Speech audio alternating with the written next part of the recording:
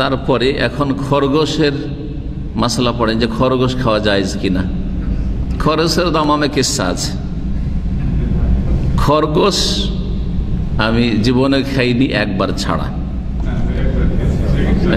এই জানা আছে। পুরাতন ছাত্র আমাদের নাহিদ, কার বাসায় বলেন তো? মাশাআল্লাহ। এই যে নারায়ণগঞ্জের মাহমুদ আল খালিজে থাকতো, একবার দাওয়াত দিয়েছে। তখন দাওয়াতটা একটু নিতাম, ব্যাচেলার ফ্যামিলি দাওয়াত নিতাম। ইদানিং আলহামদুলিল্লাহ একটু দাওয়াত নিয়ে নেওয়া, যাতে করে ভাইদের বোঝাটা কমে যায়। দাওয়াত নিলে খরচ হবে আপনাদের খরচ বাঁচাতে চাই আমি। কিন্তু তো দাওয়াত দিয়েছে কিন্তু বলেনি যে খরগোশ। আমি ভাবছি যে মুরগি হবে, একেবারে মুরগির মতো লাগছে। খেতে বসেছি তাও জানি না, আমাকে বলেনি। হয়তো বললে আমি খেতামই না আসলে, কারণ আমার অরুচির ব্যাপার সবার আছে। জি, খাওয়া দাওয়া যখন হয়ে গেছে আমার একটু সন্দেহ লাগছে, মুরগির মতো লাগছে, আবার একটু কেমন কেমন লাগছে, যেন অন্যরকম লাগছে না ধরনটা। পরে বলছে শেখ এটা কিসের গোস্ত জানেন না? বলছি কিসের? বলছি এটা খরগোশের গোস্ত। ওই একবার খরগোশ খাওয়া হয়ে গেছে। জি জি, আপনারা কেউ খরচ খাইছেন? হ্যাঁ, মাশাআল্লাহ, কিছু লোক আছে খরগোশ খাওয়া।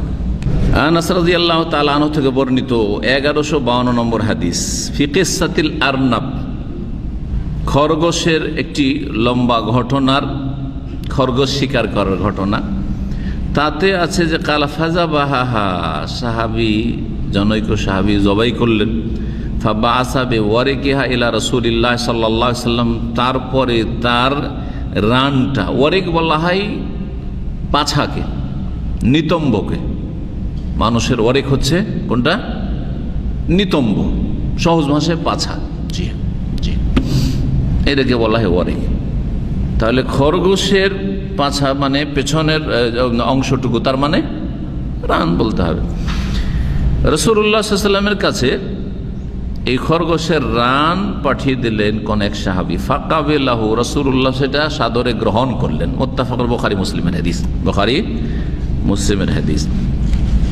এই খরগোশের ক্ষেত্রেও মাসলায় কোনো ইখতিলাফ নাই, দ্বিমত নেই, বরং হালালের ওপর ইজমা রয়েছে। বলছেন আজমাল উলামা আলা হিল্লি আকলিল আরনাবি, উলামায়ে কেরাম হানাফি, শাফি, মালিকি, হাম্বলি, আইম্মায়ে কেরামগণ, আহলে হাদিস, মুহাদ্দিসিন সকলেই